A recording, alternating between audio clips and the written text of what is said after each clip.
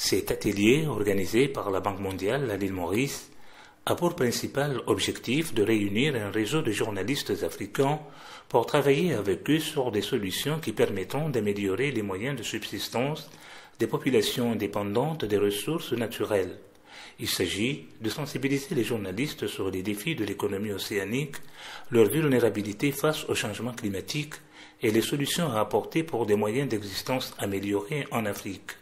Selon la Banque mondiale, les journalistes ont un rôle important à jouer. Les journalistes ont un rôle extrêmement important à jouer pour la promulgation, pour conscientiser nationalement, internationalement, régionalement tous les acteurs.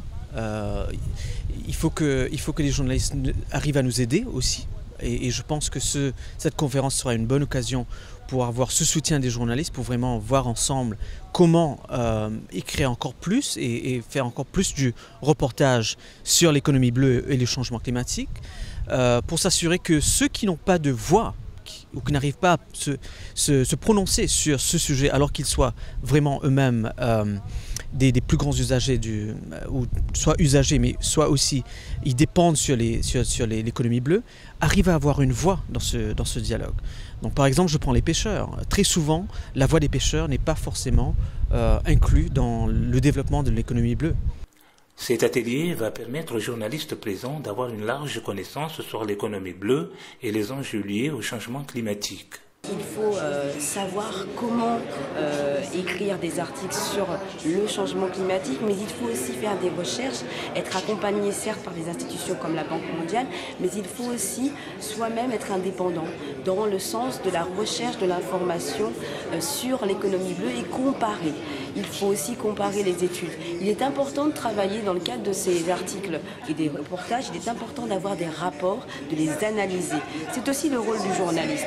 Donc, il nous revient, nous journalistes, de communiquer largement, savoir les angles qu'il faut choisir pour pouvoir amener et les gouvernements, et les acteurs sociaux, les secteurs privés et la population en général à pouvoir comprendre d'abord ce que c'est que le concept de l'économie bleue et ensuite quels sont les différents acteurs intervenant dans cette économie bleue et enfin comment faire pour que la population en général puisse tirer profit de l'économie bleue. On nous apprend que l'océan Indien est la deuxième réserve de thon à travers le monde.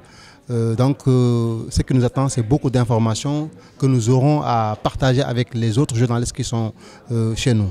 Il est important pour le journaliste que nous sommes d'utiliser Internet et les ressources qui s'y trouvent pour mieux informer l'opinion sur ce qui se passe. Quand je prends la question de la pêche, il y a beaucoup de données qui circulent. Mais si le journaliste ne sait pas utiliser ces données, il ne pourra pas bien informer sur les problèmes qui existent aujourd'hui dans la pêche. Pour certains pêcheurs de l'île Maurice, la pêche artisanale ne suffit plus pour les besoins familiaux. Ici, à Pointe-Piment, cette activité a diminué considérablement selon eux. Moi j'ai 40 ans d'expérience en mer. Avant, vous prenez un canne, vous filez là, des gros poissons. Maintenant, il n'y a plus rien. Vous restez les matins jusqu'à les soirs, tu restes bredouille. Mais économie blé pour les gros bateaux, pour les gens qui y a beaucoup de sous, un bateau de 40-50 mètres, aller plus au loin là-bas, au Diego Garcia là-bas, Saint-Moranton là-bas, la mer est vierge.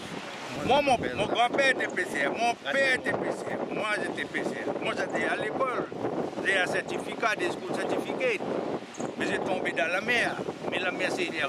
Il y a beaucoup de bateaux comme des bateaux de chaîne, des salutiers, enfin des salutiers pas, mais des bateaux de chaîne qui encerclent le thon très loin.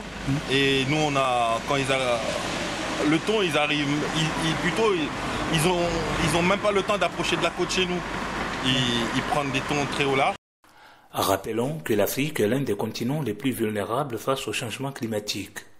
Les ressources que porte l'économie bleue sont énormes, que ce soit sur la pêche, les énergies renouvelables, ainsi que le tourisme pour ne citer que cela. Selon les spécialistes, le changement climatique affectera le continent africain plus que d'autres. Ceci se remarque par ses côtes et les petits États insulaires. Reste maintenant pour les pays à mettre en place des politiques nationales, voire régionales et internationales, avec des analyses techniques qui permettront de trouver les modes de financement.